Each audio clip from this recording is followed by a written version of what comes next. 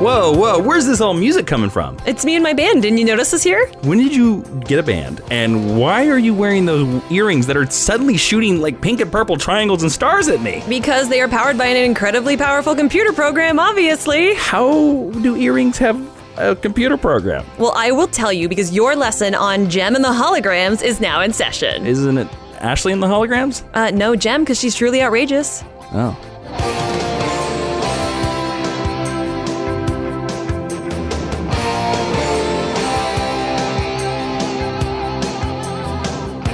Hello and welcome to Geek History Lesson. I'm Ashley Victoria Robinson. And I'm Jason Triangles and Stars Inman. Welcome to your Mind University, the place where you go to learn about items and characters of pop culture that you care about. And sometimes you learn about really rockin' and outrageous bands. Bands like Jem and the Holograms, because college and university is the time to learn those things. And today we're going to talk about Jem and the Holograms because the movie is just days away. It is. Three short days away. And it's coming. Or if you're in the future, the movie has been released for a while. And it had some reaction. Yes, and people either loved it or they hated it. We're not quite sure. Hello, future people.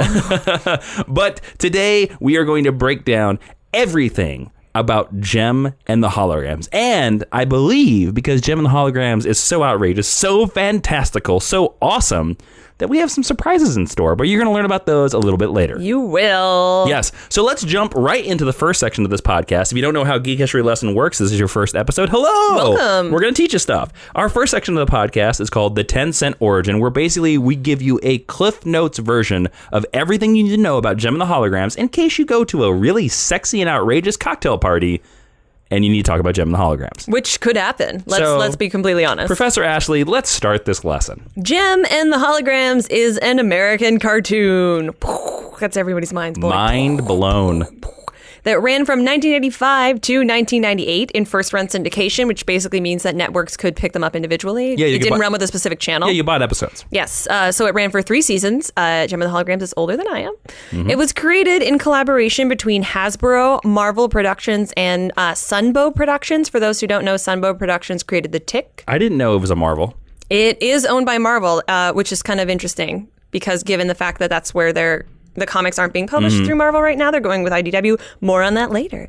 And this was one of the first shows where the animation was farmed out to a different production company in Japan. Okay. Which is a really big thing now, like The Simpsons ships out to Korea, stuff like that. You know, Avatar The Last Airbender did that. Jem and the Holograms was one of the first ones who did that. Wow, cool. It was created by the awesome... It has a great look. It has for an 80s cartoon... It's polished, right? Well, it looks more animated than an 80s cartoon should. Mm-hmm. Yeah. Yes. It was created by the awesome Christy Marks, who had previously been a staff writer for Transformers and G.I. Joe. Got it. And, sidebar, stick around for the discussion where Christy Marks may in fact be joining us. What? Yeah! The creator of Jem and the Holograms. The creator of Jem and the Holograms is going to talk to us about Jem and the Holograms on our Jem and the Holograms episode. Yes. That's outrageous. That is outrageous. Truly outrageous. If you haven't heard the theme song, pause, go listen to it, then you'll get the joke. That's the reason why we keep saying outrageous. Yes. The show centers around a character named Jerrica Benton, and she is a record label owner. It's a very hard name. Yes. Jerrica Benton. It's a very 80s name. Yes. Her alter ego is the singer Jem, who leads the group called the Holograms. It's a good band name. It is, and it's such an 80s band name. No, it's not an 80s band. It's a great name. I think it is. I think it's wonderful. Listen, we're talking to the creator of I don't Jem mean and that the Holograms. derisively. Okay. I just mean like it's very 80s. I'm just saying, good things. Look, you're called Jason. Jason is a very 80s name. It's a very 80s name, but there's nothing wrong with that. And the show obviously focuses around their adventures and their misadventures. Currently, there is a Jem and the Holograms comic series published by IDW Publishing, written by Kelly Thompson, and with art by Sophie Campbell and Amy Meberson. And... What? There's an and? And... What? Footnote. In addition to the amazing Christy Marks, we are also going to be joined into the discussion by the comic book writer, Kelly Thompson. Holy cow. So we have 2 of the most powerful women behind this series joining us. This is a rock show of a geek history lesson. We brought the rock stars out for Jem and the Holograms. It's very fitting. And they're all sexy, cool ladies. Yes, they are. Is it bad that I call them sexy? No. I mean, it's Jem and the Holograms. Jem's sexy. Is she? Yeah, sure. And This is fantastic. Yeah, this is cool. And just to round out the 10-cent origin, there is a Gem movie being released from Allspark Pictures, Hasbro, Blumhouse Productions, SB Projects. It is directed by John M. Chu, who ironically directed G.I. Joe Retaliation. So Gem and the Holograms and G.I. Joe are kind of irreparably tied together to the 80s in their production history. Yeah. So that is your 10-cent origin on Gem and the Holograms. That's my reaction. The crowd goes wild. The 10-cent origin. Now we move into the next section of our podcast, the meet cute. Yes. Which is a term that we stole from romantic comedies that tells of the first time we encountered these characters or concepts or show. Mm-hmm. So Ashley, Jason, where did you first encounter Gem and the Holograms? Well, Gem and the Holograms is older than I am. Yep. So I first encountered it when I was in the 4th grade, and I had a friend named Jenny. And we had a big argument about whether Gem and the Holograms or Sailor Moon was better. Okay. Because in Canada, Gem and the Holograms was picked up and it was rerun in the 90s and the early aughts. So it was older. Okay, got it. It was, yes. It was like that. I can't remember what the channel's name was. I think it was Teletoon Retro, where they played like that and they played Scooby-Doo. They played all these kind of... Teletoon Retro. Yeah, because there was Teletoon was the main channel, and then Retro was the section where they played like older cartoons. All right, cool. Look, man, you named your network Cartoon Network. At least we made up a name. We also named our Cartoon Network Boomerang. Did you? Is that a thing? There's like a secondary Cartoon Network that's called Boomerang, and it just does like the reruns and stuff. I don't have cable. Yep, it's a cable channel. I never had cable either. Da-da. Yep. So did you argue for Sailor Moon? I did argue for. I hadn't seen. Get off this podcast. I hadn't seen Gem at the time. Yep. But I was a big Sailor Moon girl, and so we went over to her house, and she had a bunch of them on cassette. So that was where I first saw Gem and the Holograms. Oh, wow. Cool. And I saw what is now my favorite episode of Gem and the Holograms that we'll talk about in a little bit. Cool. Great. Where did you first meet Miss Gem and her holograms? I have never seen an episode of Gem and the Holograms. Jason Inman. It's legit. I've known who they are. Mm-hmm. I've always kind of known who they are just because of pop culture things. I've seen...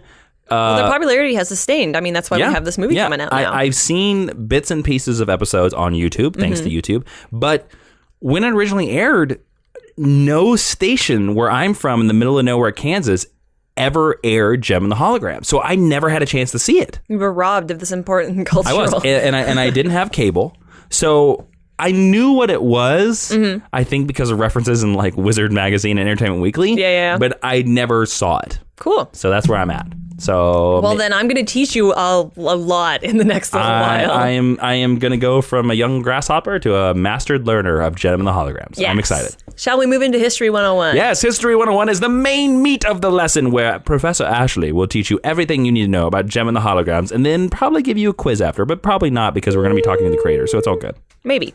We'll see. Depends on how nice I'm feeling. Mm-hmm. So, Gem and the Holograms focuses on the dual lives of Gem and Jerrica Benton, like we said in the beginning.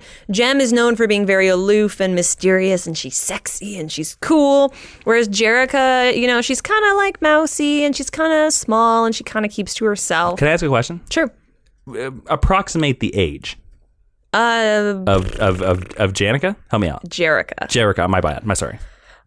I would say visually she looks like she's 18, but she's not in school. Okay. So I would say at least... Well, she's sort of a professional. 24, 25. Okay, sure. But, they never say. Yeah, well... Because it's a cartoon, you want it to be timeless, you want everyone to relate to it. You want it to be cool, man. Cool people don't know their ages. It's all good. But I would say, also because, like, Jerrica, we'll get to this in a little bit, she owns a house. She has dependents. She's probably... So I would say she's like at least 25. Let's say 25. Yeah. That's a good age. At the youngest. She is a very successful 25. She is. Well done. I can't live up to the standard that she sets. She owns a company called Starlight Music. Nice. Good name. Yes. Starlight Express. Was previously owned by her father. We'll talk about that in a little bit. Oh. And she is the manager of Gem and the Holograms, the most successful band in the whole wide world. Wait. Okay. So we are already in an alternate universe where the Beatles did not exist. Yes. Okay. What a sad world. but it's not that sad because Gem and the Holograms exist. All right, there you go. So basically, if you want to put her in a box, she's a rich white girl. Okay. Yep. She's got blonde hair, like I said, and she's kind of mousy. Whereas Jem, by contrast, has pink hair that's kind of like jacked up to Jesus because it's the 80s. And she... Listen, stop knocking down the 80s here, okay? I'm just saying, because it's a big deal that just relax on the 80s. The big deal is that there's it's the Clark Kent Superman thing, is that there's a lot of visual differences. So like Jerrica's hair is very, very flat and very conservative. Jem has like this tall, like hair metal punk rock kind of hair. That's bright pink. Yeah. So, for your lay person, it helps you not be able to tell that they're the same person. Cool. And she also wears huge shoulder pads because it's the 80s. All right. Jerrica makes the transition between herself and Jem through the use of a holographic computer program named Synergy. Not corporate synergy. No. Just Synergy. Yes. All right, got it. And so the show's title is obviously named after the Jem persona. The holographic persona is maintained through tiny remote projectors that Jerrica wears in her earrings. So she always has these like really cool like starburst shaped earrings that have little tiny holographic projectors in it that connect her to Synergy. So we just explained the opening joke. Yes. Yes. There you go. I assume you're going to explain this. Yes. Where did she get this? Well, I'm getting to that. The reason, and this is one of the reasons why during the show you'll often hear Jerrica speaking to Synergy. It's because she's trying to connect to the computer program through her earrings. So she'll be like, Synergy, I need to transform. The clip that I saw, Synergy, she kept going like, Synergy, don't break down on me. Yeah, and you'll see her like, she'll touch her earrings a lot because it's a cartoon, so you're showing people. Yep. So she's always like touching them, like the way they touch the comm badge in Star Trek. Yep. Just to show you, like, this is how we're communicating. Except she talks instead of. Yeah. That's my TNG communicator badge impression. Do it again. Yeah, exactly. And I think the kind of funny thing about that now when you watch Jem as an adult is she always kind of vaguely looks off into the middle distance while she's talking to her earrings. So because obviously there's nobody there. And when you're a kid, it doesn't seem weird, but like when you're an adult, you're like, oh, that's kind of a funny animation choice. It's all good. On several occasions as Jem. So as Jem, she's covered in this holographic persona with the big hair. Oh, so it's all holograms. It is. It is all a hologram. Okay. So hence the name Jem and the Holograms. Is the rest of her band holograms? No. But more on that later. Oh. But no, there are 3 other members of the band. Got it. But they're human. They're human beings. They are human beings. They're not holograms. No. Okay, because I was like, but there are holographic elements that we will talk about in a little bit. Because I was like, man, this is going to be like a weird like Battlestar Galactica type show if like her whole band is Cylon. Doesn't exist. They're all holograms. So on several times when Jerrica has been dressed up as Jem, she has been touched by other people and the illusion is maintained. It's never shattered. So it's like the holograms of Star Trek. Yeah. So I'm sorry I keep going back to Star Trek. No, it's okay. If that's your frame of reference. Yes. That's totally cool. All right, cool. We do a Star Trek web series. You could touch her holograms. You can. So this is really cool because it basically makes Synergy like the greatest imaging projector ever. It's like better than R2-D2. It makes these solid holograms that never get interrupted. Yeah, because they're hard light holograms. Yes. However, there are some instances where, depending on the way security systems or other computer programs are running, Jerrica cannot talk to Synergy because it's being blocked, so she can't communicate through her earrings, and then drama ensues. It's called conflict, kids. That's how you write a story. Synergy was created by Jerrica's father, so that's where she gets it from, to be the, quote, ultimate audiovisual entertainment synthesizer. Is he a hologram? He's dead. Oh, so he's a hologram now. Yeah, sure. Yeah, why not? They have like a holographic statue to him, like in the halls of justice. So he's a hologram. Yes. Which again, I think like the idea of building the ultimate audiovisual entertainment synthesizer is very like MTV kind of 80s. Okay, that's your first 80s ticket. If you get 3 80s tickets, we're going to shut this podcast down. But then we'll never talk to Christy Martin. Well, you better be careful then. Jerrica inherits Synergy following her father's death. That's also when she takes over running Starlight Music. Do they ever say how her father died? No. It's just said he died. He died, and now she's in charge of her family. Got it. Jerrica can also use her Synergy via her earrings to perform visual effects for Jem and the holograms. So that's how you see like all the lights. So he's the light board operator. Yeah. So is it a he? It's Synergy is referred to with female pronouns, but it's a computer program. So how much gender can there be? Yeah, well, it's however much we want to give it. Right. But I think, again, because this is a show that was marketed to females, it stars a bunch of females. Synergy is a girl. Ostensibly a girl. Okay. But the cool thing about Synergy doing all of their effects is it saves them a lot of money on crew costs and on roadies and on makeup. Wow, so they're like the cheapest rock band ever. Yeah, like their contract writers are so small. Yeah, like think about what their writer is. We need a janitor. They're like, that's all you need? Yes, we just need a janitor. They're like, yeah, man, we're magical. They're like, oh my God. So the interesting thing that I think about Gem and the Holograms is Gem and the Holograms came up around the same time that a lot of anime was really breaking in North America, like kind of in the post-Akira, post-Rocket Boy world. Okay. And there's a trend in anime storytelling and in manga storytelling called beautiful fighting girls.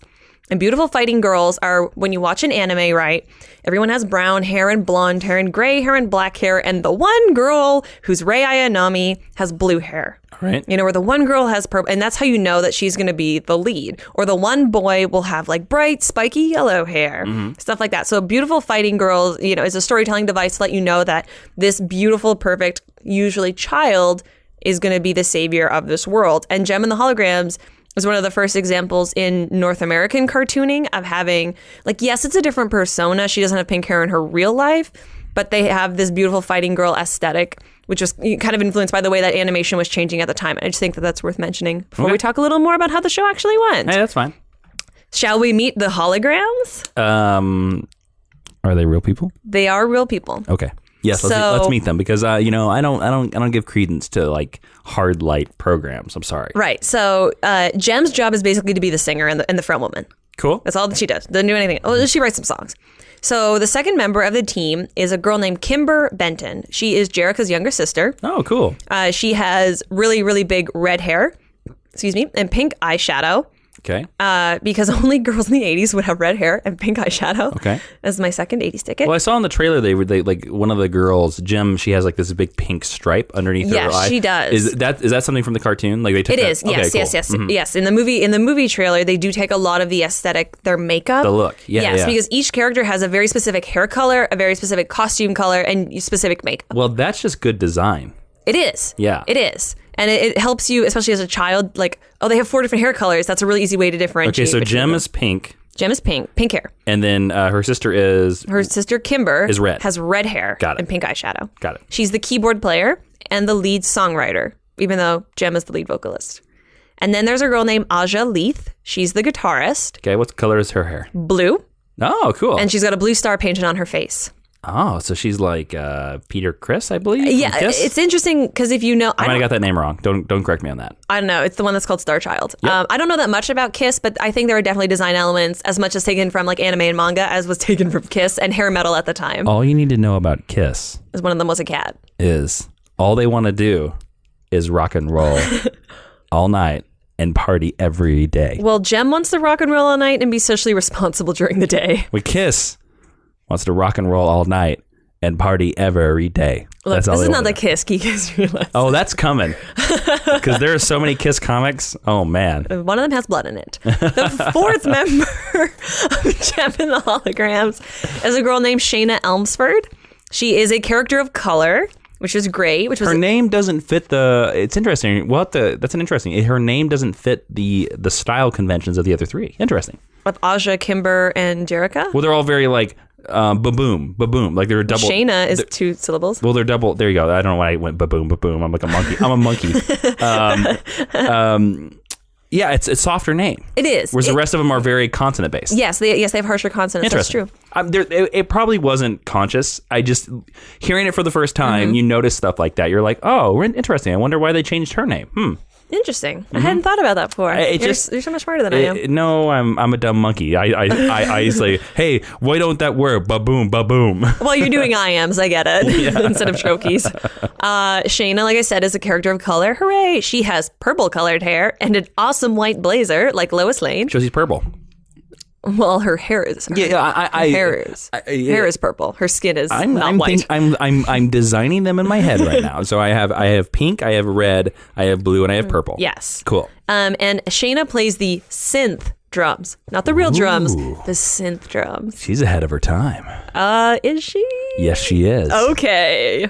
Yeah, I like Shayna. Shayna? Shayna. I like Shanna or Shayna? Shayna. I like Shayna. She's. Yeah. I actually think she's the most visually striking because she does have darker skin than the other characters. She's clearly became my favorite right now. I know, right off the bat. It's the name, too. It's the cool name. Well, no, it's a synth. Oh, right. My bad. She's from the future. She's from the future. She's actually an alien. She's in a band full of holograms, but she's The most futurist. The most hologram. Yeah, okay. Asha and Shayna are adopted sisters of Jerrica and Kimber. They were raised by the same parents. Oh, okay, so they're like foster kids. Yeah, so they're all a family. So Gem and the Holograms is the family band. They are the Partridge Family of their era. Except not through biology. Well, two of them are biological. Yes. But yes.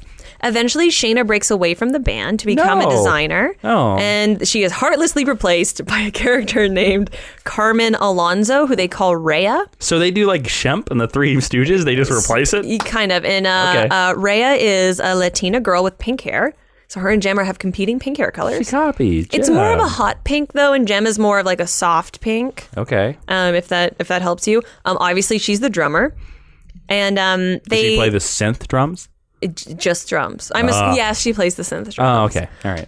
And they kind of have to make Rhea a member of the Holograms because she's the only person who, outside of the band, who deduced Gem's true identity as Jerrica. No, so she like Tim Draked it. She does, and then they're like, be the drummer? We'll let you be the drummer if you shut up. Yes, basically. And then later on, Shayna actually returns to the band. Oh, hey. And designs the costumes for them. And she becomes their bass player. Because they didn't have a bass player. They just had synth drums. Shayna, girl. Yeah. Why'd you leave your synth drums behind? Well, I wanted to become a fashion designer. You're no longer my favorite. Jason, man. But listeners, if you want to become Jason's favorite person, there's something that you can do. That's right. Go buy me a chocolate chip cookie. And play synth drums. and put in the mail. I don't know where that joke was going. What are you saying? This is the bar where we talk about our ad. Oh, hey. Welcome to that part. I was going for humor. I actually knew what time it was, listeners. I'm not that funny. Fair listeners. You can support this podcast. This podcast, of course, is free to you, but it's not free to us. It takes time. It takes money. It takes research? It takes research time. Oh, man. It takes a lot of research time. I'm working on one for our next episode. I'm looking for one in the future, and man, it took me a while. I'm not going to say what one that is, but one in the future that we're working on right now because I know it's going to be one that's coming out next year. It's going to be a bum dingler. And speaking of bum dinglers, you can go to patreon.com/Jawiin. That's Jawiin. Ashley is laughing for no reason right now. We're professionals, people. We are such professionals. Oh, good time. Patreon.com/Jawiin is the place you can support Geek History Lesson. And, $1 a month helps keep the Geek History Lesson lights on, helps our server costs. And you know what? We give you stuff. We give you stuff for free. If you are a donor, a patron, at the $5 level, you will get an extra Geek History Lesson episode every single week. We do a podcast that is exclusive to our Patreon called Geek History Lesson Extra that is tied into the episode. So this week we will have more Gem and the Holograms stuff. We will have extended interviews with Christy Marks and Kelly Thompson. Yes, we will have extended stuff, uncut. And if that's too much for you, $3 a month, you get Geek History Lesson a day early. So you get a day early, you can listen, you can tell all the cool kids every little joke. You can spoil Bum Dingler to all your friends. You can tell them that all about synth drums and everything like that. Patreon.com/Jawiin. This little ad helps keep this podcast free, helps keep this podcast going, and we want to keep this podcast going. Thank you all so much for your support. Yes. So, Gem and the Holograms. Yes. Gem and the Holograms is an 80s cartoon. Mm-hmm. And even modern cartoons don't have a ton of overarching narrative. Nope. They're kind of one-and-done adventures. But Gem and the Holograms does have a lot of things that keep cropping up over and over and over again. Even though it was syndicated. So we're going to talk about that. And two of the big things that we're going to talk about are their rival bands, the Bad Guys. So the rival band was called the Bad Guys? No, but there's rival bands that are both run by the same bad guy. Okay. And we're going to talk about the same bad guy. The same bad guy. All right. So in season 1 and 2, Gem and the Holograms had a rival band called the Misfits. Okay. Because what sounds more like a bad guy than the Misfits? Well, bad guy. The Misfits is an all-female band that have equally awesome, cool 80 girls name, led by a singer named Pizzazz. That's a good name. Roxy, Stormer, and Jetta. And Jetta is their English saxophone player. She's my favorite misfit. She's so mean. She's always really the one cool. who's like, we should go and beat up the Holograms. I don't like them one bit. And is then she they English? run. Yeah, she's British. Oh, that's nice. Yeah, it's my favorite thing about her. She's so She wants mean. to beat them up? Well, yes, actually. We should put our fists in their face, please. Yes. Most of the plots of what the episodes are is that Gem and the Holograms get a really, really awesome gig. Of course. So they check it out, they set up. The Misfits learn that Gem and the Holograms have this really, really awesome gig. They show up, they almost beat them up, but there's never any actual physical violence because this is a kids show. Got it. And we don't teach fighting. A lot of posing. Gem and the Holograms have a music video. Okay. And then everything is resolved. They play. The Misfits don't play. Do you ever hear the Misfits play? Yes, you do. But okay, they don't cool. get... Well, we don't get a music often. video. You do, but not as often as Gem, But obviously. we hear them play. Yes, you do. Great. Every character who is a musician across this series has a speaking voice and a singing voice, like a lot of the Disney characters. Yeah, okay. Yeah, well, makes sense. More about that later. Okay, cool. So the Misfits are Gem and the Holograms' nemesis for the first 2 seasons of the show, often flying into jealous rage when Jerica books the Holograms on better gigs than them, and basically trying to threaten their way into taking the girls off the stage. You know, if they just spent less time threatening Gem and the Holograms, they could probably just hustled better. They could just get the good gigs. Well, like, my favorite episode, and I think I sent you a link to it, is when Gem and the Holograms get invited by the FBI to play for the president and the first lady. Yep. And the president looks like Reed Richards. Yes, he does. Reed Richards could be president. It's cool. Gem and the Holograms owned by Marvel. Hey, okay, there you go. The president. Headcanon. The president of the Gem and the Holograms universe is Reed Richards. He decided to go into politics. So they cover this on the news, and then the Misfits learn about this. So Jetta's like, we should go to Congress and just demand to play. And so they go to, I think it's either Congress or the House of Representatives. Yeah, they storm into Congress. I see that. And they demand that they play instead of Gem. Which would be impossible, by the way. It is so magical. And I love that the English girl is the one who's like, let's interrupt the American political system and demand a gig. Like, that is so magical. It's my favorite episode ever. I, as the senator of Virginia, say that the Misfits should play in the Supreme Court. All who follows? Aye. Okay, there you go. Nice. See, episode over. Politics. The Misfits co-own a record label, because everybody owns a record label, named Misfit Music, because naming, brand synergy. Mm-hmm. And they not the synergy. Not synergy, brand synergy. Got it. That's different. And they co-own this production company, record label, with a guy named Eric Raymond. Eric Raymond is the big bad of Gem and the Holograms. Excuse me. And many times throughout the series, the Misfits almost result, or their actions almost result in inflicting physical violence on Gem and the Holograms, but it never comes to that. And Eric is always the one who's there, and he's like, beat them up. But it never happens because they're girls and it's cartoon, and they were all nice. And Eric Raymond used to work with Gem's father. Okay. And then he used to co-own Starlight Music with her father. Oh. And then he got kicked off of Starlight Music, and that's why he hates Gem and the Holograms. Got it. That's why he hates Starlight Music. Understood. So the Misfits and Gem and the Holograms do make peace, and they take steps toward friendship in the series' final episode. Oh, cool. To the Misfits? Yes. Okay, but there's another band, too. There is another band. So in the 3rd season, the Misfits kind of go away. Like I said, they come back to the final episode. Well, they took that gig from the senator of Virginia. Right, exactly. And a band called the Stingers take their place. Okay. Because bad guys. Mm-hmm. They create their own record label. Are the Stingers dudes? There is a dude. A dude. Okay. Called Stinger Sound, co-owned with Eric Raymond. Who manages them, who used to manage the Misfits. This guy. Yeah. So he basically goes around creating bands to mess with Gem and the Holograms. To beat them up. Yeah. Why doesn't he just hire thugs? Because musicians are cheaper. Musicians will work for food. Okay. All right. So thugs, they want like dental, they want cash money. They do. That's why the henchman, like the Riddler, always goes broke, because he has to like give them all the money. Yeah. It's not going to work out for him. You know? Right. He's not a rich man. Got it. The Stingers are a band from Germany. I don't really know why that's important, but I think they should have been Russian, because... Do they sound Russian? No, they sound German, but because the Cold War, the 80s, I think being Russian would have been... I wonder if the YouTuber Flula is going to play like the leader of the Misfits and then in the new... No, the Stingers. The Stingers. In the Stingers in the new movie. He would be great. Why don't you text him and ask? I should. So they're a band from Germany, and they are made up of... more people with cool 80s names. Great. So their leader is a boy. His name is Riot. See, Flula can totally be Riot. He'd kill it. He would kill it. And then 2 girls named Rapture and Minx. All of these names are better. I like the stingers better. Yeah. All of these people have they have real people names, but they're more often called by their personas. That's why, and because I'm throwing a lot of names at you, that's why I'm just telling you their persona names. Move on through, Professor. So now I have taught you basically all of the important characters for Gem and the Holograms. So we're going to talk a little bit about what the episodes are like.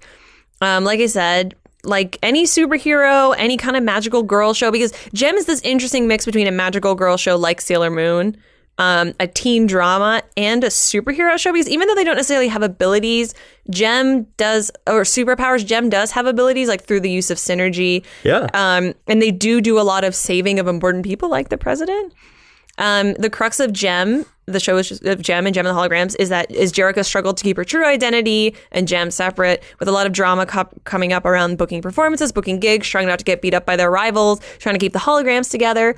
She is also responsible for protecting Synergy from falling into the hands of those who want to, quote, exploit its holographic technology.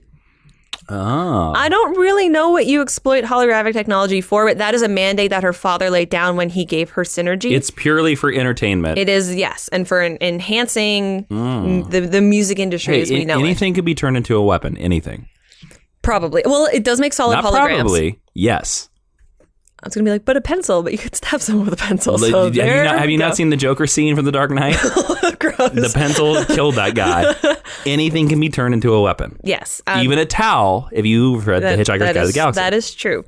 Jerrica and Gem and the Holograms, the band, support 12 foster children that live in the same giant mansion as them. I hope they have a butler. They don't.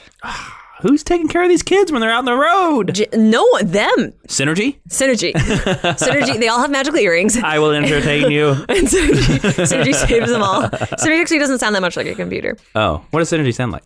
Synergy just kind of... Synergy doesn't talk that much. Oh, okay.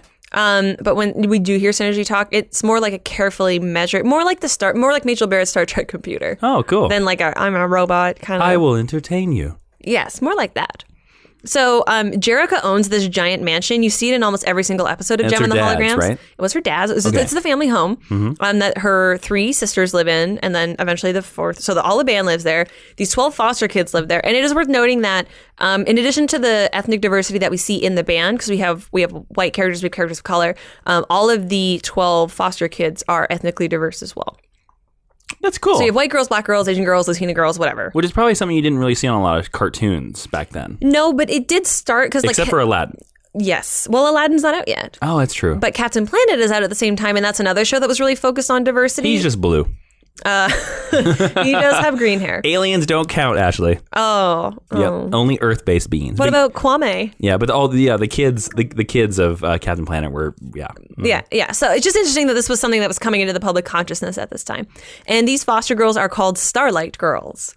Okay. Because branding. Because they're looked after by Starlight, Starlight Music. They work for the record label. Exactly. They're slave labor. For no money. They're like Wayne Foundation kids. Everybody work. Is that how you think Jerrica sounds? When she's normal. When she's not Gem. Gem is a treasure. A national treasure? Yes, a national treasure. Because she saved the president. Yes. Yeah, and what's her secret identity? Sorry? Jerrica. I always want to call her Danica. I don't know why. Oh, really? Not Jessica? No. Because my brain was always like, Jessica.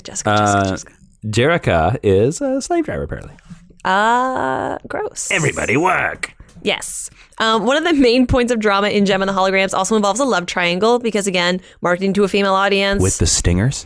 Kind of. Oh, yes. Between Jerrica, her longtime boyfriend, Rio Pacheco, and her other persona, Gem. Because Rio... So he also dates Gem? Well, he's been dating Jerrica, and then when Gem comes onto the scene, he chases her skirt, and because it's the same girl, she's kind of like, this is weird. So they kind of get into this weird romantic entanglement where he's kissing both of them. A love triangle with herself. Yeah, isn't it great? Wow. I mean, you look so thoughtful. I guess it's kind of it's a little bit like Clark Kent, Superman, Lois Lane. It is. It's exactly what it's like. Yeah. Okay. Yeah. All right, not that strange. No, and we overreacted. The Rio drama lasts for about 2 seasons, and then Riot, the lead singer of the Stingers, when he comes on the scene in season 3, he pursues Jem, and he becomes the one who's kind of the romantic aggressor. Part, if Flula does not play this part in the movie, they are idiots. Well, you can look it up on IMDb right now. Oh man, he was born to play that part. Cool. And here is something that we're gonna. So that's basically where all the drama and the storytelling in Gem and the Holograms comes from. Sounds great. But the thing that makes Gem and the Holograms really special and really kind of revolutionary for the time, I mean, the magical girl stuff aside, the ethnic diversity aside, Gem and the Hologram has a lot of music and a lot of music videos throughout the series. There's like a music video every episode. There is. That's a lot of music.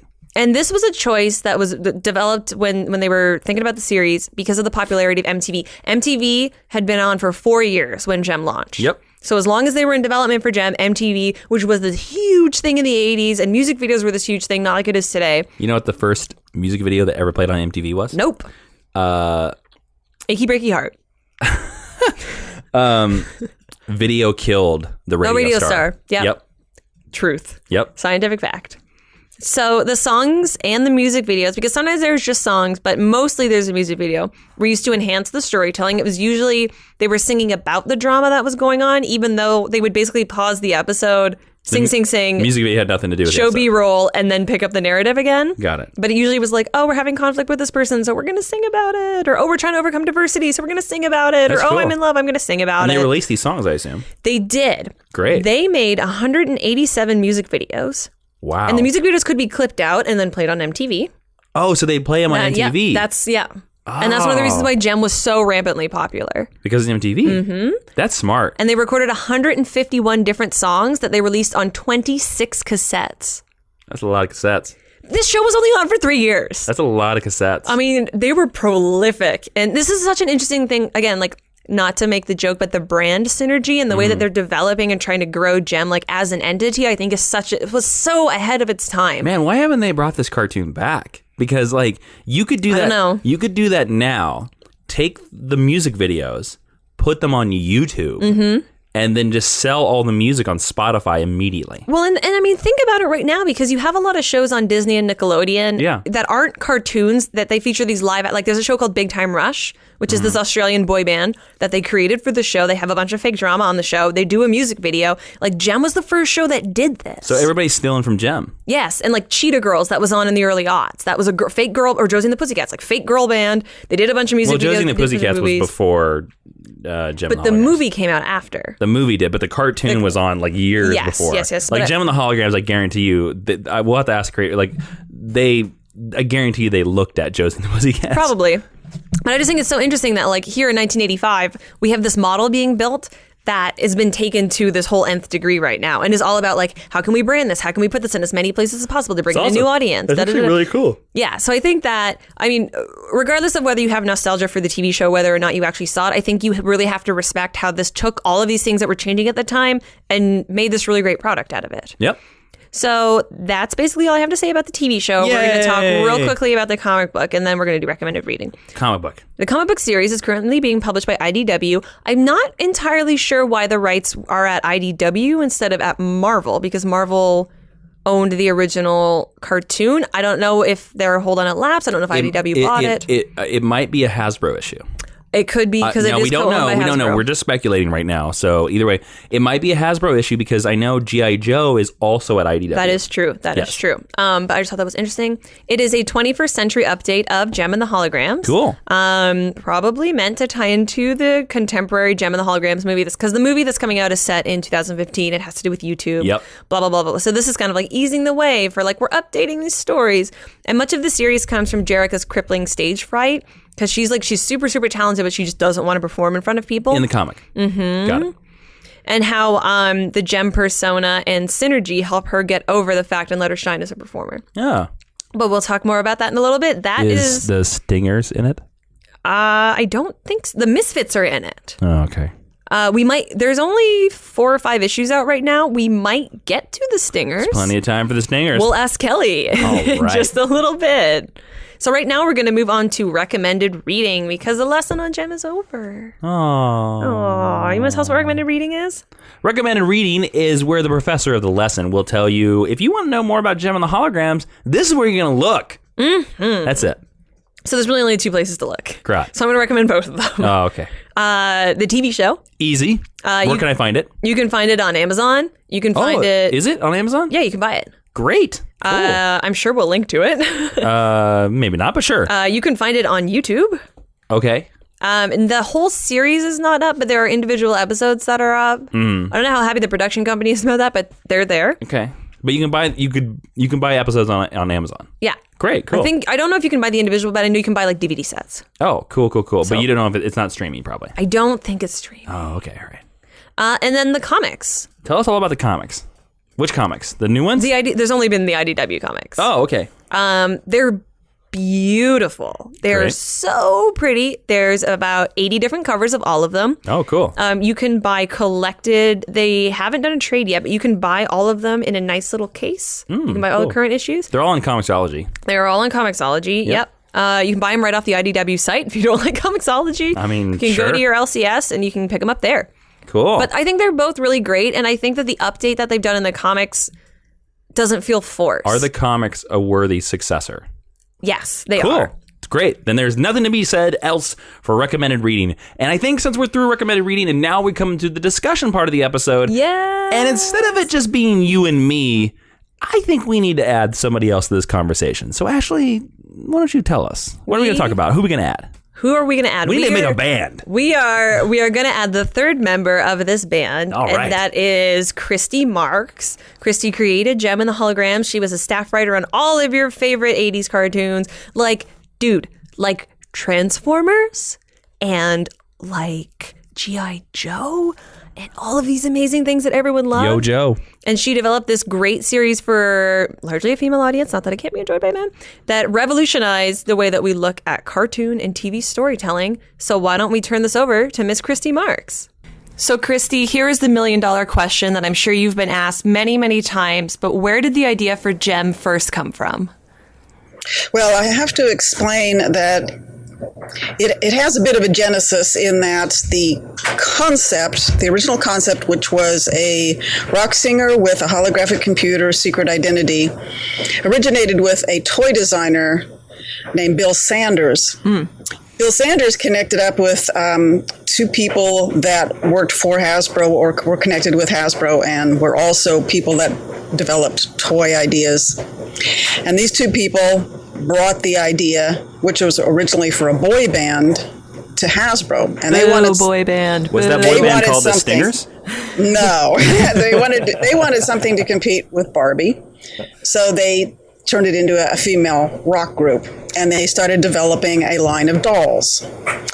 Now, at this time, Hasbro had a deal with a New York ad agency, Griffin Bacall, and Griffin Bacall ended up creating 65 half-hour syndicated animation runs for G.I. Joe and Transformers through their Sunbow Productions, their animation arm. And so consequently, they already had this ongoing relationship with Hasbro, so Hasbro turned to them to create an animation series around this new line of dolls. I had been writing for G.I. Joe, and so the people there had come to know me through the G.I. Joe episodes and really loved my writing, and I was a woman, so there you go. So they brought me in to take this fundamental concept, which was a good girl rock group, a bad girl rock group, a holographic computer. They had the beginnings of some names, product names, like they were originally calling the main singer M. And then they realized they really couldn't copyright and trademark the letter M very well. And so she at some point morphed into Gem. Nice. And she started out being Misty and being Morgan, and then she ended up being Jerrica. And almost all of the characters underwent various names of this sort, except for Pizzazz and Rio. They were the only 2, I think, that never changed their names. Oh, really? Yes. So they had these basic concepts, and I got to develop everything else. So I got to come up with the whole storyline and who they were and what they were and their characters, their full character names, all their biographies, everything having to do with Starlight House, Starlight Music, all of that stuff came from me. Eric Raymond and all these other secondary characters came from me. The Starlight Girls came from me. So I took the fundamental doll concepts and then fleshed them out fully into something that would work for 65 half hours of animation. You brought in everything that we know and love as fans. And the love triangle, all that good stuff. Yeah. Were you the one who incorporated the music video aspect, or was that like a mandate that was set down for you when you were developing Gem originally? Yeah, that was a mandate. That was something they knew they wanted. MTV was new and very hot. Music videos were very hot, and so that was brilliantly something that they wanted to incorporate. So for each, we had 3 acts per half hour, so there'd be 1 music video per act. It was up to me and the other writers to come up with what that would be, what it would be about, the general idea of it, and then that went off to the composers and the lyricists and so forth in New York, who created the lyrics and the music. That's so interesting, because it's an aspect that I feel was so ahead of its time, because there are so many shows now about bands that incorporate music videos, and I feel like you guys were the first, which is so cool. Yeah, I do think the Gem was probably ahead of its time in a lot of different ways. It was, because it's viral before it was viral. Before the internet was a thing. Yeah. Yes, definitely before the internet was a thing at all. In fact, even working on computers was very new at that time. Yeah. Do you think that those are some of the aspects of why Gem has lasted so long and why it still has such an active and growing fan base? I do think it's a combination of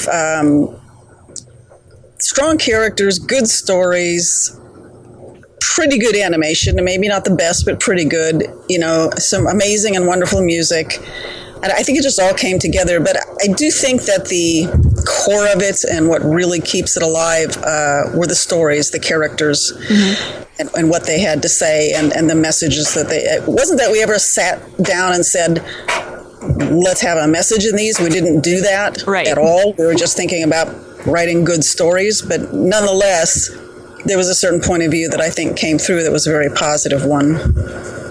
So now I want to ask you to choose between your children. Who is your favorite character and why? And if you have one, what was your favorite episode and why? I don't think I have any one favorite character, because I loved all of them so much. I certainly had a lot of fun with the whole Gem, Jerica, Rio thing. I enjoyed playing with that. I certainly loved Stormer. Nice. Because I liked taking one of the bad girls, but giving her this other side, giving her more depth and complexity. So they're all great in their different ways. I think probably the episodes that are dearest to my heart are the music awards, where we dealt with the runaway kids. Yeah. Mainly because not only did I like the episode and the way it turned out, but we were able to run that runaway hotline number, and they were flooded with calls. They had an overwhelming response. and just knowing that the show could have that kind of an impact, that meant a lot to me at the time. Looking back on your time working on Gem and the Holograms in any of the intervening years, is there a memory or a moment that you think really summarizes, or working on a certain episode, just the whole Gem and the Holograms experience? Not so much, really. I don't think there's just any one, although what was kind of nice was that as we got towards the end of the 65 episode run, we were waiting to hear whether Hasbro was going to continue and do maybe another 65 or add more episodes. And we finally got the word that they weren't going to, and it came down soon enough that I was able to write the final episode with that in mind. So the very last episode, where Bonnie finds her father, was also my way of wrapping things up and saying goodbye to the audience. Yeah, because Gem is one of the only animated shows that really feels like there's a conclusion to it. It doesn't really stop. So that's interesting to know that the timeline worked out that way. Yeah, I think it was a piece of good luck. I really liked the fact that I had the chance to write that last episode. Do you have a favorite piece of Gem and the Holograms merchandise? I never got any merchandise. What? No! No, I never got any merchandise. In fact, at the time the show was on the air, I ended up with one Jem doll, and that was only because my mother bought it for me. Well, that was very nice of your mother. At least she was on the ball. Exactly. I mean, she was thrilled, of course, to see my name, written by up on the TV screen, and that was really thrilling. Both of my parents were highly supportive in that way. But yes, she went out and bought me a Jem doll, which I still have, and it was the I was only just thing. going to ask that. The only thing I ever got. Hasbro never sent me anything. Boo, Hasbro, boo.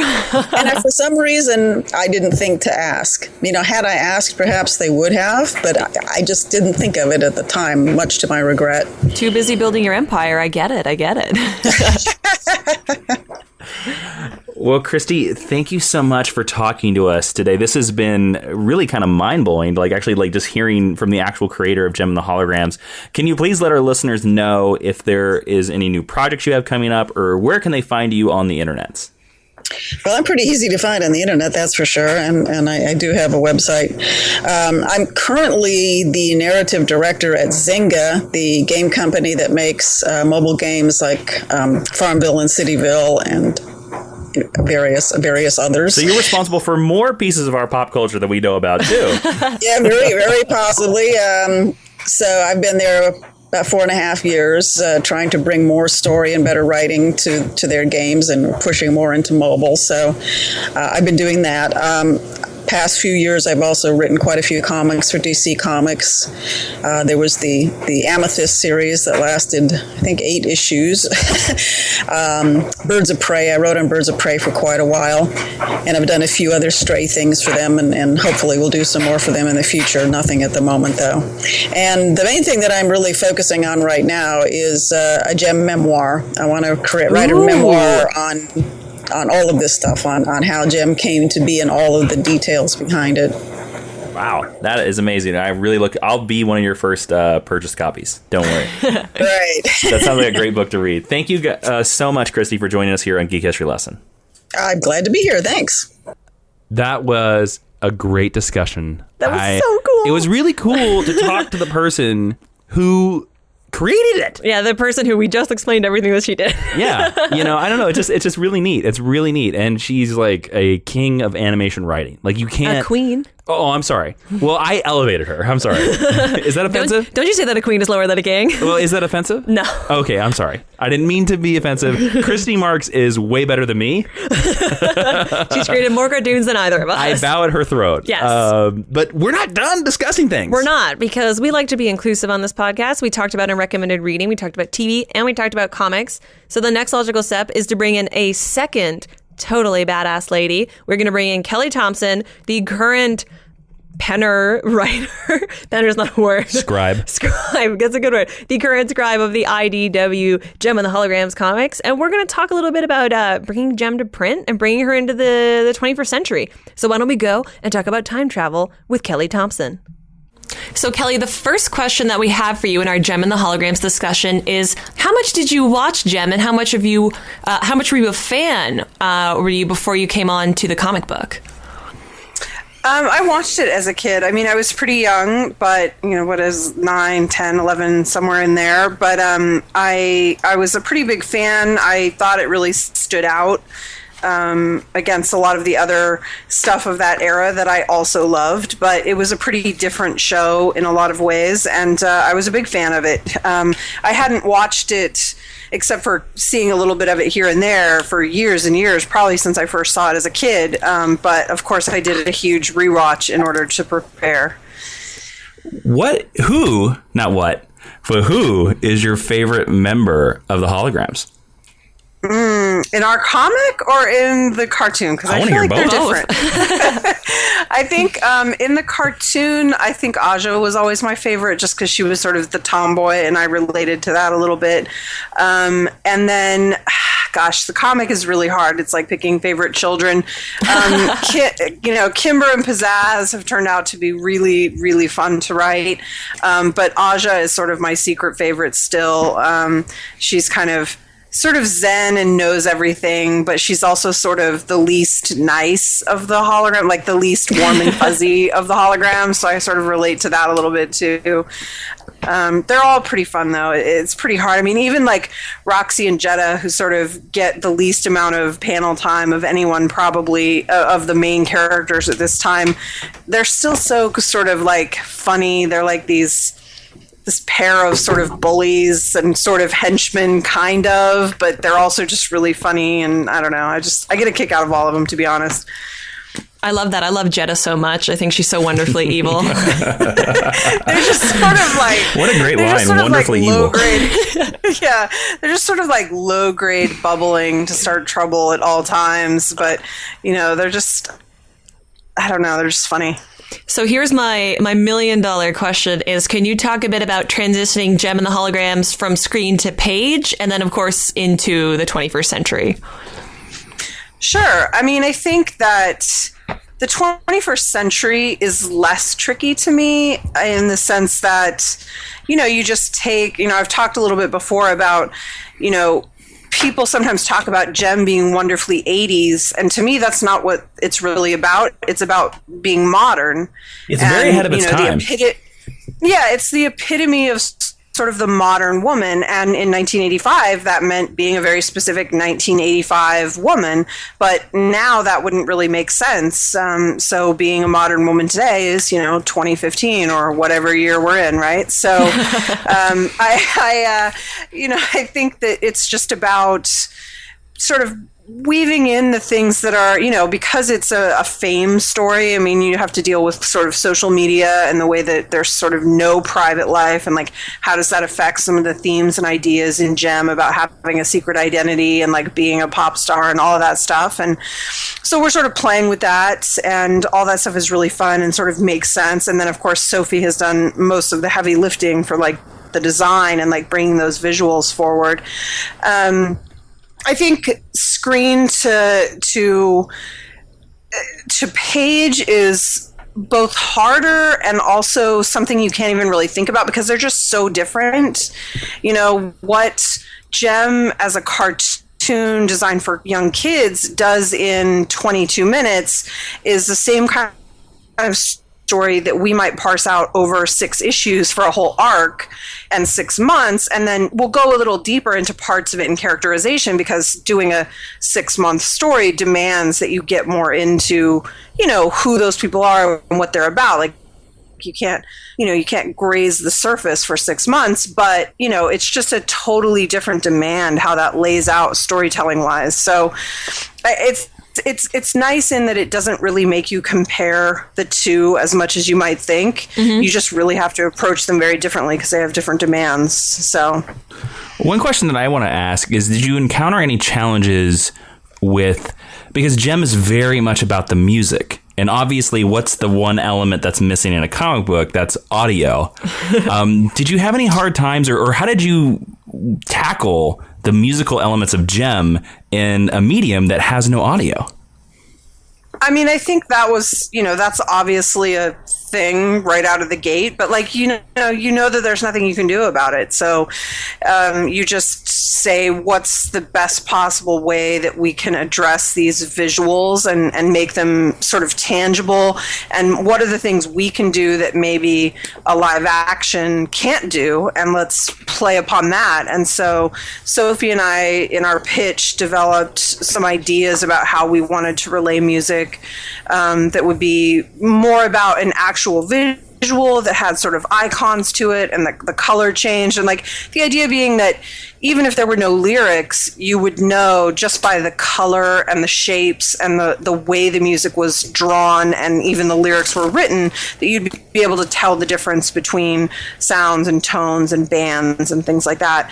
And I think especially at the end of this arc with the sort of Battle of the Bands thing, it really paid off, like how we addressed the music as the Jem music sort of takes over the Misfits music in one scene. And so, yeah, I mean, it was there from the beginning. But I mean, listen, as hard as it is to do music in a medium that has no audio component, there are plenty of very famous books out there that have done this very well, namely Scott Pilgrim. I mean, one of the most famous comics around, and it's got a lot of music in it, and you know, we definitely looked at that, and we had a slew of references we looked at of people who have done cool things, and like, how could we, you know, take what they'd done and then kind of do our own thing with it. So that's super interesting, actually.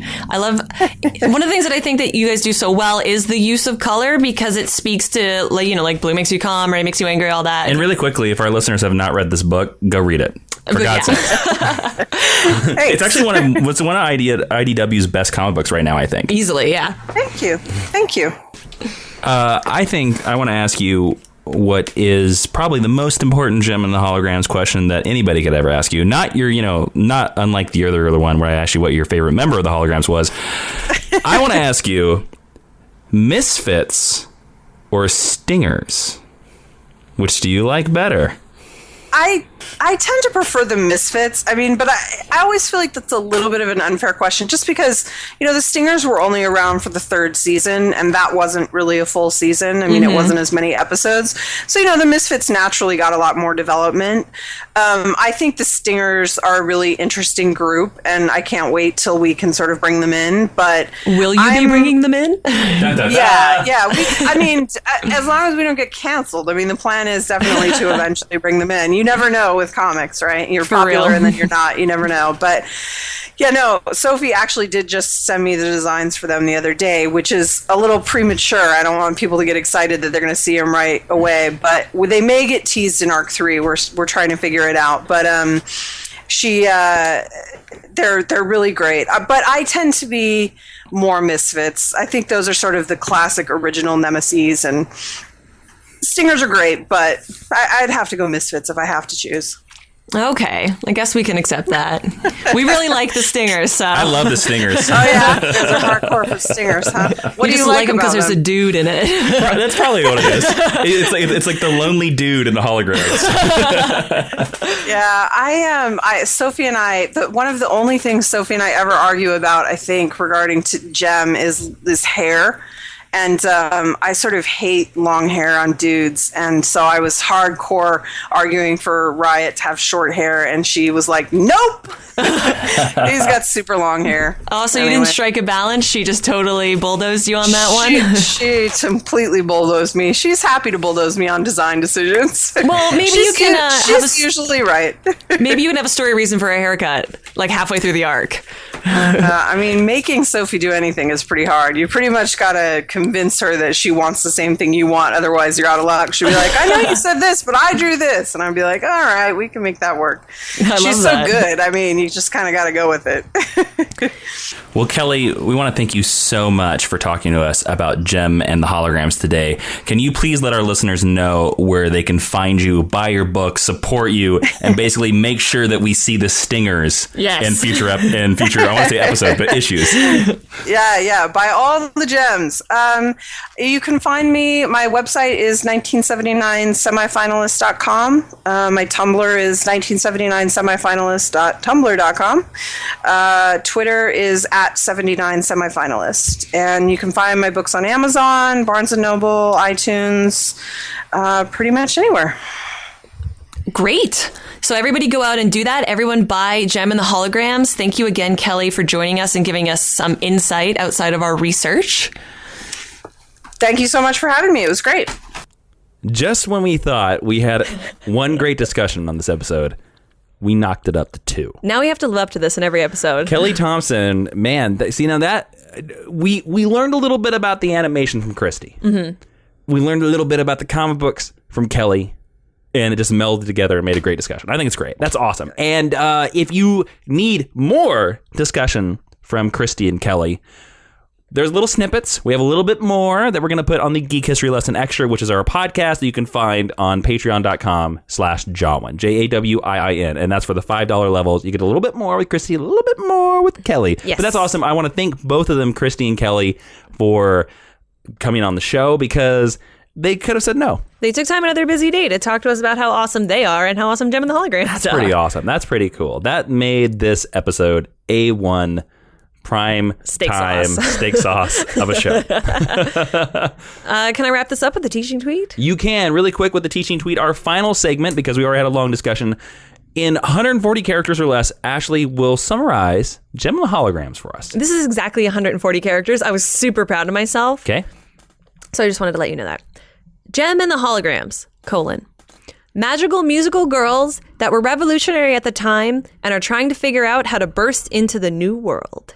That's very cool. Thanks. I'm really proud of that teaching tweet because I used 140 characters and I've never hit exactly 140. So I feel like a big kid now. Well, that was outrageous. That was truly outrageous. A great teaching tweet. And also, you know what else is outrageous? That this Geek History lesson is now over on Gem and the Holograms. We want to show a big thank you and shout out a big thank you to Kelly Thompson and Christy Marks for joining us on the show. It's really awesome that they came on. You need to go follow Christy Marks on Twitter at Christy Marks. That's CHRISTYMARX. And Kelly Thompson at 79 semifinalists. That's SEMIFINALIST. Go follow them. Tell them that you enjoy this Geek History lesson and you were so thankful that they came on the show. But they spent some time with us. Yeah, we'll put links to their Twitter in the description of this episode, so wherever you're listening to it too.